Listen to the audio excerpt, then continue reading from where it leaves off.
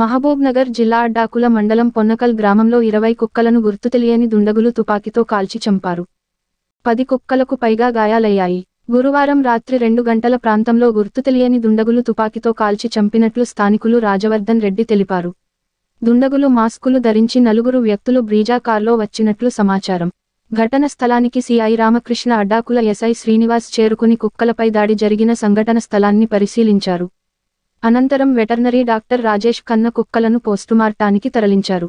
వివరాలు తెలియాల్సి ఉందని సిఐ రామకృష్ణ మీడియాతో వెల్లడించారు. అక్కడ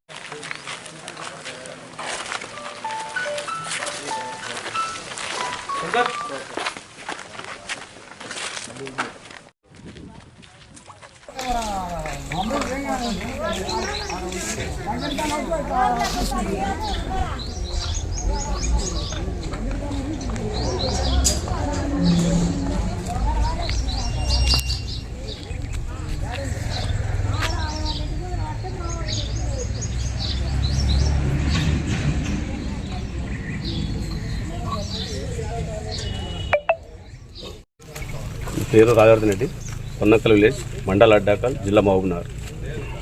మా విలేజ్లో నైటు 1:25 ఘటన జరిగింది. ఆ ఘటనలో కారులో వచ్చి కుక్కలపై ఫైర్ చేశారు 1:25.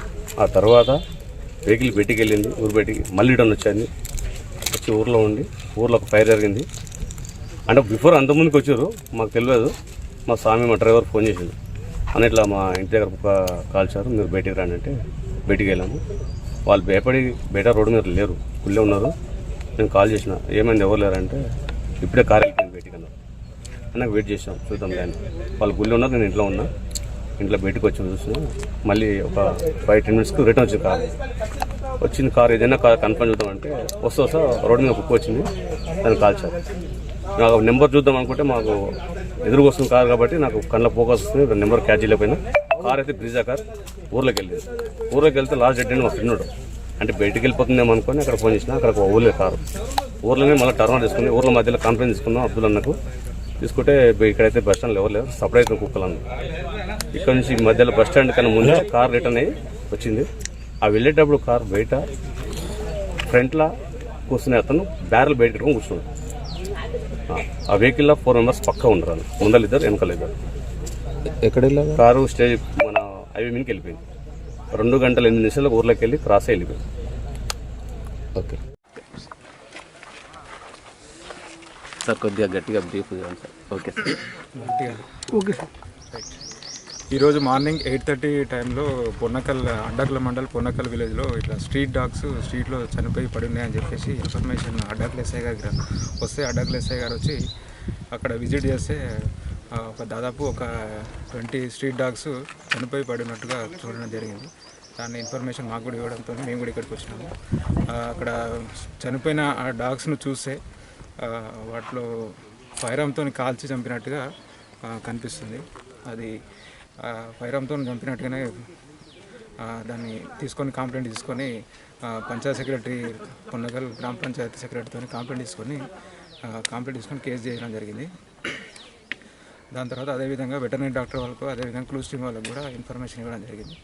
ఇప్పుడు కేసు ఇన్వెస్టిగేషన్ జరుగుతుంది. పూర్తి వివరాలు తర్వాత ఇన్వెస్టిగేషన్ కంప్లీట్ అయిన తర్వాత చెప్తాం. సార్ రాత్రి జరిగింది కదా, సమాచారం ఎన్ని గంటలకు వచ్చింది సార్? సమాచారం మాకు 8:30కి వచ్చింది. అంతవరకు ఎవరు ఇవ్వలేదు? నైట్ విలేజర్స్ చూసినారు కానీ ఇన్ఫర్మేషన్ ఇవ్వలేదు. మార్నింగ్ 8:30కి ఎస్ఐ గారికి అడ్డాకుల ఎస్ఐ గారికి ఇన్ఫర్మేషన్ వచ్చింది. సార్ ఎంతమంది ఉండొచ్చు సార్ ఈ దాంట్లో? అది చెప్పడానికి రాదు, అది ఎంతమంది అని చెప్పడానికి రాదు. వెపన్ ఏది ఉంటుంది సార్ అన్నారు? ఏదో కంట్రీ మేడ్ వెపన్ అయి ఉంటుంది. సార్ గస్తీ తిరుగుతారు కదా సార్, గస్తీ ఏమన్నా రాత్రి తిరిగిండ్రా? గస్తీ లేదు, డైలీ తిరుగుతారు, కాకపోతే ఆ టైంలో జరగలేదు. గస్తీ తిరిగిన టైం జరగకుండా మిగతా టైంలో జరిగి ఉంటుంది. ఇంకోటి అందరూ మేడారం బందోబస్తుకి వెళ్ళారు, ఫోర్స్ ఎక్కువ లేదు కాబట్టి బీట్ వాళ్ళు కూడా లేకపోయింది, ఎవరు కూడా లేరు నిన్న నైట్ లేకుండా.